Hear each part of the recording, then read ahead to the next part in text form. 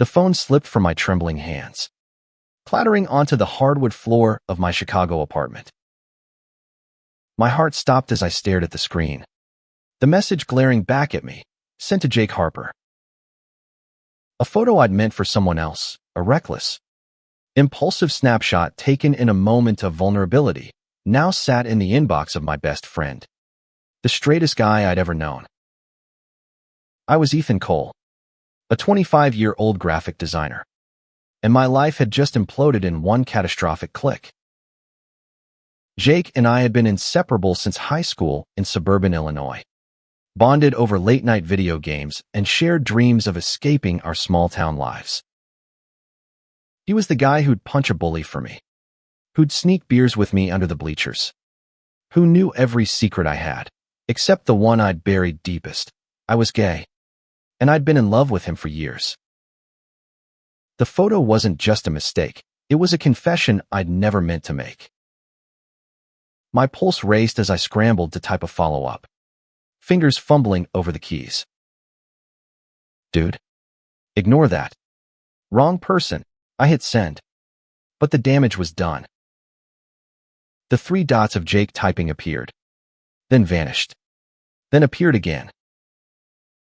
Each second felt like a lifetime, my stomach twisting into knots. What would he say? Would he laugh it off? Or would this be the end of us? Jake's response came at last. Ethan, we need to talk. Meet me at the lake. Now, no emojis. No jokes, just cold, direct words that sent a chill down my spine. The lake was our spot. A quiet place an hour outside the city where we'd spent countless summers fishing and talking about everything and nothing. But tonight, it felt like a courtroom where my fate would be decided. I grabbed my jacket, my mind a whirlwind of panic and regret. Chicago's skyline blurred past as I drove, the city lights fading into the dark expanse of rural Illinois. What did Jake mean by talk? Was he angry? Disgusted? Or, my heart dared to hope, could he possibly understand? The thought was absurd, but it lingered, a fragile spark in the chaos of my fear. When I pulled up to the lake, Jake was already there, leaning against his beat-up Chevy truck, arms crossed. His blonde hair caught the moonlight, and his blue eyes, usually warm and teasing, were unreadable. I stepped out, my sneakers crunching on the gravel, and forced myself to meet his gaze. Jake, I'm so sorry, I started, my voice shaky. It was an accident. I swear. Stop, he said, holding up a hand. His voice was steady, but there was something in his tone I couldn't place, something that made my heart skip. Just let me talk first. Okay, I nodded, bracing myself for the worst. Jake took a deep breath, his eyes searching mine, and then he said something that turned my world upside down. Ethan, that picture, it made me realize something I've been ignoring for a long time. My breath caught. What was he saying? Was this a rejection? Or something else entirely? The lake lapped softly against the shore, the only sound in the silence that stretched between us. I wanted to speak, to demand answers, but my voice was gone, stolen by the weight of his words. Jake stepped closer, his boots scuffing the dirt. I've been thinking about us, he said, his voice low, almost a whisper. About how you're the one person I can't imagine my life without. And that picture, it didn't freak me out the way I thought it would. It made me question everything. My mind reeled. Jake, the guy who dated half the cheerleading squad in high school, who'd always been the poster boy for straight masculinity, was standing here, saying things that sounded dangerously close to what? Love? Acceptance? I didn't dare believe it. But the way his eyes softened, the way his hand twitched like he wanted to reach out, told a different story. Jake, what are you saying? I managed, my voice barely above a whisper. He ran a hand through his hair, A nervous habit I'd seen 1,000 times. I'm saying I don't know what this means yet, Ethan. But I know I don't want to lose you.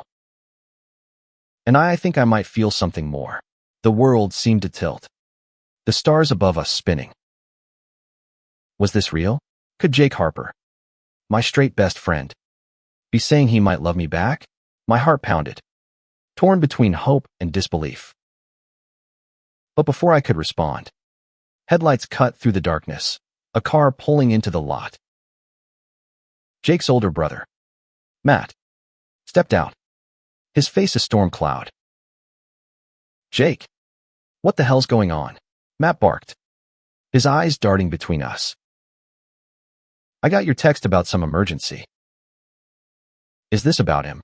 He jabbed a finger at me, his voice dripping with disdain. Jake stiffened, his jaw tight. Matt, stay out of this. But Matt wasn't listening. He stepped closer, his voice lowering to a dangerous growl. You're throwing away your life for this? For him? You're not like that. Jake. The air crackled with tension. I felt like an intruder, like I'd ruined everything just by existing. But Jake didn't back down. He squared his shoulders, stepping between me and Matt. You don't get to tell me who I am, he said, his voice steady but fierce. Or who I care about. Matt's face twisted, and for a moment, I thought he might swing. But he just shook his head, spitting on the ground. You're making a mistake, he said, then stormed back to his car and peeled out, leaving us in a cloud of dust. Jake turned to me, his expression a mix of defiance and fear. I meant what I said. Ethan, he whispered. But it's not going to be easy. I nodded, my throat tight with emotion. I know, I said. But I'm here. For whatever this is, we stood there, the lake stretching out before us, a silent witness to the moment that had changed everything. The stars reflected on the water, and for the first time, I felt a flicker of hope that maybe, just maybe, we could find a way through this together. The next morning, sunlight streamed through my apartment window, but it did little to ease the storm in my chest. Jake's words from the lake echoed in my mind. I think I might feel something more. They were a lifeline, but also a weight, pulling me into uncharted waters. I'd spent years hiding my feelings, convincing myself they were one-sided. And now Jake had cracked open a door I wasn't sure I was ready to walk through. I checked my phone obsessively, half expecting a text from Jake retracting everything. Instead, there was a single message. Can we talk again? Coffee at Millie's. 10 a.m. Millie's was our old haunt, a cozy diner in Wicker Park where we'd spent countless mornings arguing over pancakes and life plans. The familiarity felt like a safety net, but also a reminder of how much was at stake.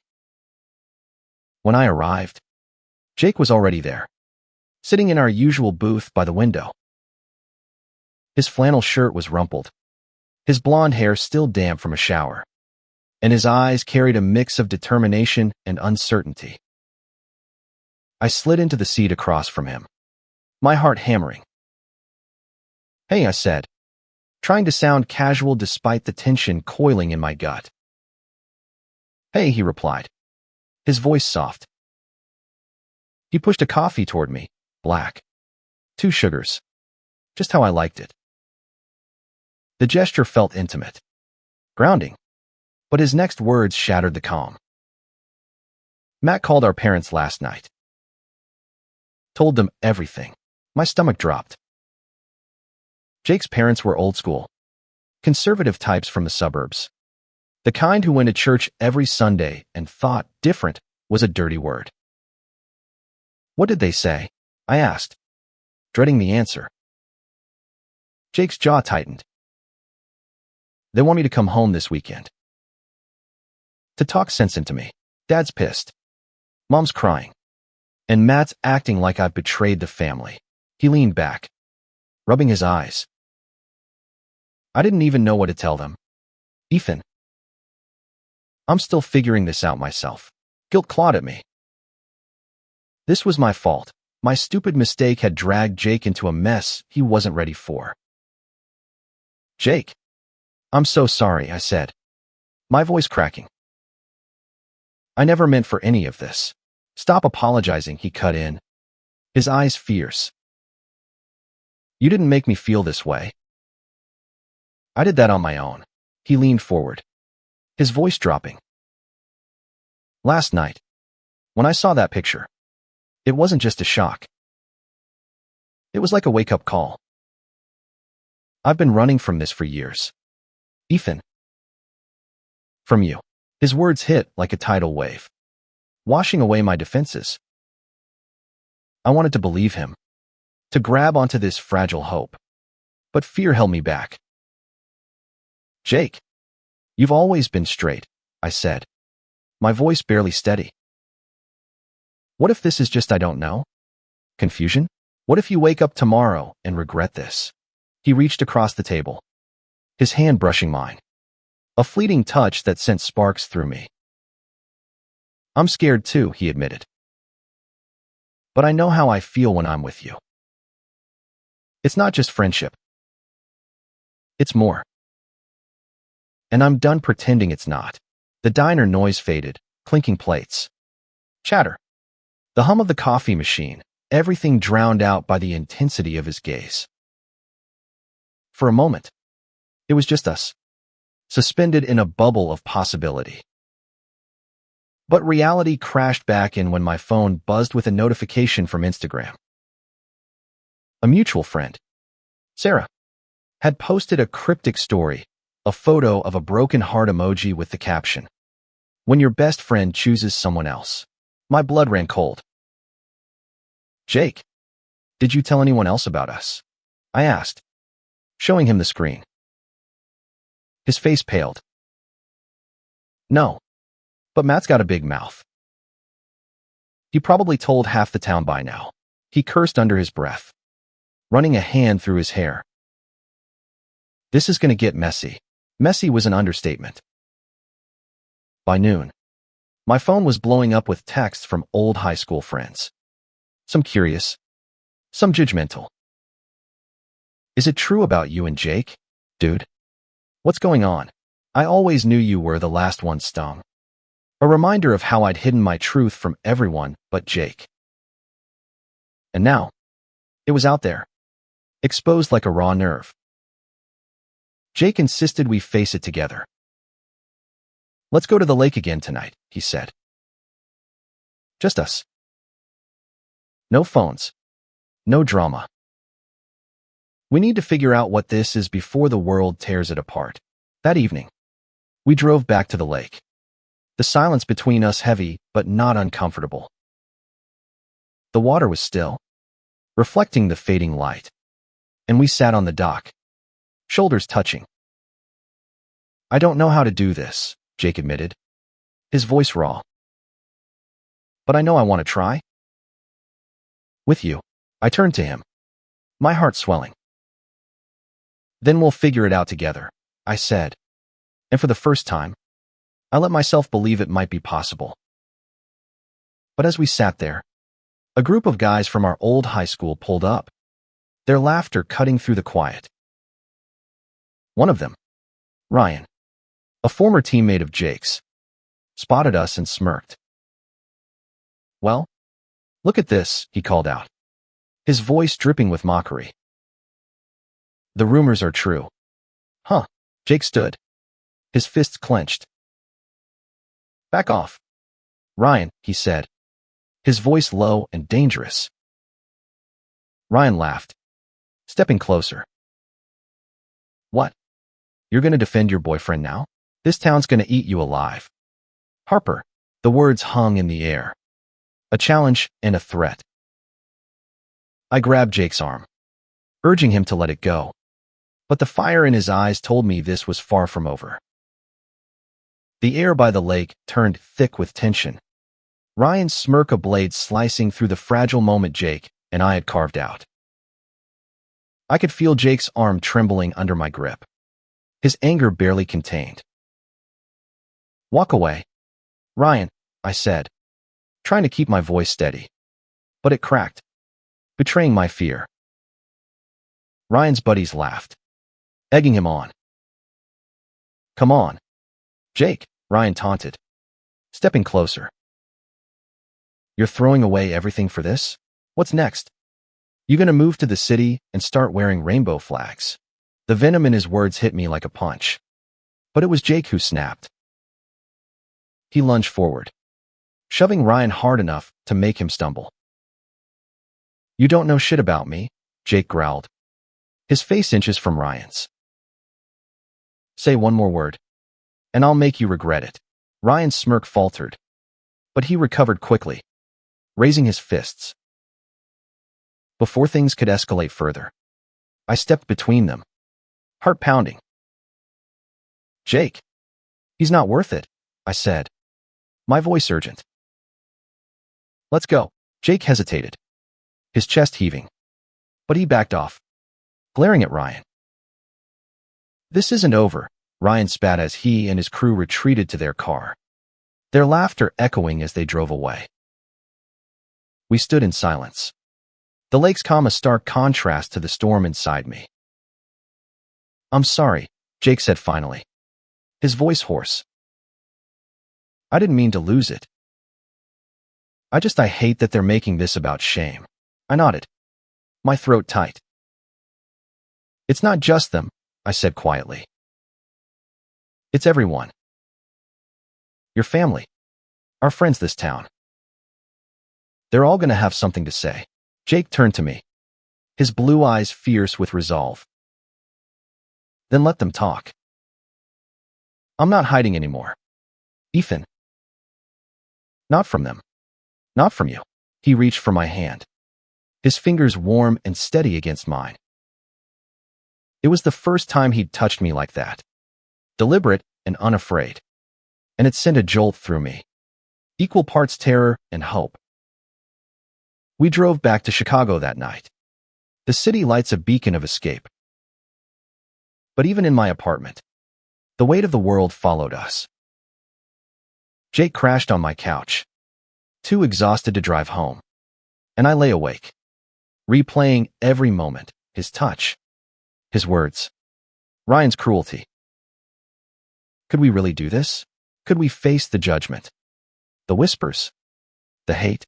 The next day, Jake got a call from his mom, her voice tearful through the speaker. "Jake, please come home," she pleaded. "We can fix this. You don't have to choose this lifestyle." The word stung, a reminder of how deep the divide was.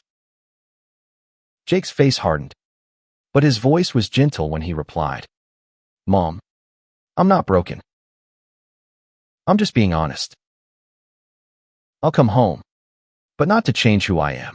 He hung up, and I saw the toll it took, the pain of defying the people he loved. "You don't have to do this alone," I said, sitting beside him. "I'm here, Jake. Whatever happens." He looked at me, his eyes softening. "I know," he said, and then, hesitantly, he leaned in. Our lips met, tentative at first, then deeper, a kiss that felt like a promise and a risk all at once. It was my first kiss with him, and it was everything I dreamed of: electric, overwhelming, real. But the world didn't stop for us. By midweek, the rumors had spread like wildfire. Jake's co-workers at the construction site started giving him the cold shoulder, whispering behind his back. My design clients, usually progressive city types, began asking pointed questions about my personal life. Even Sarah, our old friend, texted me, "I just don't get it. Ethan, you and Jake? It's weird." The pressure was suffocating, but Jake refused to back down. "We're not doing anything wrong," he said one night as we walked through Millennium Park. The city's pulse around us. Why should we hide? His hand brushed mine, and I wanted to grab it, to claim this moment. But fear held me back. What if someone saw? What if it cost him everything? That weekend, Jake went home to face his family. I offered to go with him, but he insisted I stay. I need to do this alone, he said, his voice steady but his eyes betraying his nerves. But I'll call you after. The hours without him were agony. I paced my apartment, checking my phone every 5 minutes, imagining every possible outcome. His parents disowning him, Matt turning violent, Jake deciding it was all too much. When my phone finally rang, his voice was raw, exhausted. It was bad, he said. Dad called me a disappointment. Mom just cried. Matt wouldn't even look at me. Jake. I'm so sorry, I whispered, my heart breaking for him. Don't be, he said, his voice firm despite the pain. I told them I love you. And I'm not taking it back. The words hit me like a lightning bolt. Love. He'd said it. Out loud. To his family. To the world. Tears stung my eyes as I gripped the phone. Overwhelmed. I love you too, I said, the words spilling out before I could stop them. For a moment, we just breathed, the weight of our confession settling between us. But the fight was far from over. Jake was coming back to Chicago, but the town he'd left behind was buzzing with judgment, and Ryan and his crew were still out there, waiting for a chance to strike. Jake's return to Chicago felt like a lifeline, but the city wasn't the safe haven we'd hoped for. The rumors had followed us, seeping into every corner of our lives. At work, Jake's boss pulled him aside, suggesting he keep his personal life quiet if he wanted to keep his job. My social media was flooded with messages, some supportive, others cruel, calling me a homewrecker, a freak. But Jake's hand in mine, his steady presence, kept me grounded. One evening, we decided to escape the noise at a small jazz club in Logan Square. The dim lights and soulful music wrapped around us, a temporary shield from the world. We sat in a corner booth, our knees touching under the table, and for the first time in days, we laughed, really laughed, over stories of our high school pranks and dreams we'd forgotten. I always thought I'd end up in some boring suburban life, Jake said, his eyes locked on mine. But with you, I feel like I could be more. His words warmed me. But the moment shattered when a familiar voice cut through the music. Ryan, of all people, was there, drunk and loud, with a new group of friends. He spotted us and sauntered over, his smirk venomous. Well, if it isn't the lovebirds, he slurred, leaning on our table. You two make me sick. Jake's jaw clenched, but I squeezed his hand, urging him to stay calm. Ignore him, I whispered. But Ryan wasn't done. He leaned closer, his breath reeking of whiskey. You think you can just flaunt this? People like you don't belong here. The words hit like a slap. But it was Jake who stood, his chair scraping the floor. Get out of my face. Ryan, he said, his voice low and dangerous. The club went quiet, all eyes on us. Ryan laughed, but there was fear in his eyes as he backed off, muttering slurs under his breath. We left the club, the night air cold against our flushed faces. I'm so tired of this, Jake said, his voice breaking. Why can't they just let us be? I pulled him into a hug, right there on the sidewalk, not caring who saw. Because they're scared, I said. Scared of what they don't understand. But we're stronger than them. Jake. He nodded, his arms tightening around me. I just want a life with you, he whispered. Is that too much to ask? It wasn't. But the world seemed determined to make it feel that way. The next day, Jake got a call from his boss. He'd been reassigned to a less visible project. A clear demotion. My biggest client dropped me, citing conflicts of interest. The pressure was relentless, but it only made us cling tighter to each other. One night, desperate for a break, we drove to Lake Michigan, parking near the Adler Planetarium where the city felt far away. We lay on a blanket, staring at the stars, our hands intertwined.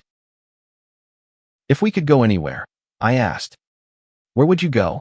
Jake thought for a moment, his thumb tracing circles on my hand. Somewhere quiet, he said. Maybe a cabin in the mountains.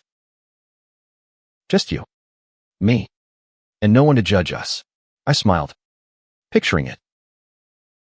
We'd have a dog, I said. And a garden. He laughed, the sound warm and unguarded. Deal, he said, and kissed me, slow and deep, under the endless sky. For that moment, we were untouchable. But reality crept back in. Jake's family wasn't done with him. His mom called, begging him to come to a family meeting with their pastor, promising it would fix him. Jake refused, but the call left him shaken, questioning if he was tearing his family apart. I love them, he said, his voice raw. But I love you too. Why can't I have both? I didn't have an answer. Only a fierce need to protect him. You're not wrong for being who you are, I said. They'll come around, or they won't. But you don't have to choose between them and yourself. He nodded, but the doubt lingered. The next day, we decided to fight back in our own way. We posted a photo on Instagram, just us, smiling by the lake, with a caption, "This is who we are. Deal with it." It was a small act of defiance, but it felt like a declaration of war. The response was immediate. Support poured in from unexpected places, old classmates, co-workers, even a cousin of Jake's who'd been silent until now. But the hate came too, vicious and unrelenting. Ryan and his crew left comments, each one uglier than the last, and someone spray-painted a slur on Jake's truck overnight. We were at war, not just with the world, but with ourselves, our fears, our doubts, our dreams. But every night, when Jake fell asleep beside me, his head on my chest, I knew we were worth fighting for. The weeks that followed were a battle, each day a test of our resolve. Jake's truck was towed to a shop to remove the hateful graffiti, but the word lingered in my mind, a scar that wouldn't fade.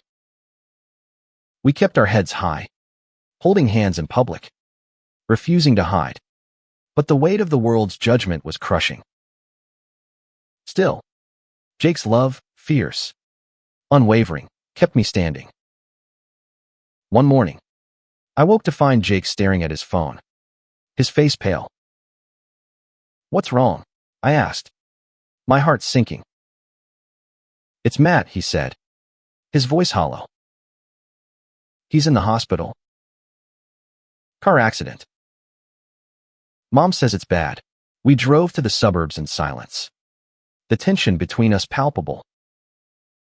Jake's family had barely spoken to him since the lake, and now we were walking into a lion's den. At the hospital, his parents sat in the waiting room, their faces etched with grief. When they saw me with Jake, his dad's eyes narrowed. "You shouldn't be here," he said coldly. Jake stepped forward, his voice steady. "He's my family too, Dad. Deal with it." His mom started to cry, but she didn't argue. We sat in the waiting room, the hours dragging on, until a doctor finally emerged. Matt would survive, but he'd need months of recovery. Jake exhaled, relief and guilt warring on his face. "He's my brother," he whispered to me. I hate what he said, but I can't lose him. I squeezed his hand, my heart aching for him. "You won't," I said. "We'll get through this." That night, Jake's mom approached us, her eyes red.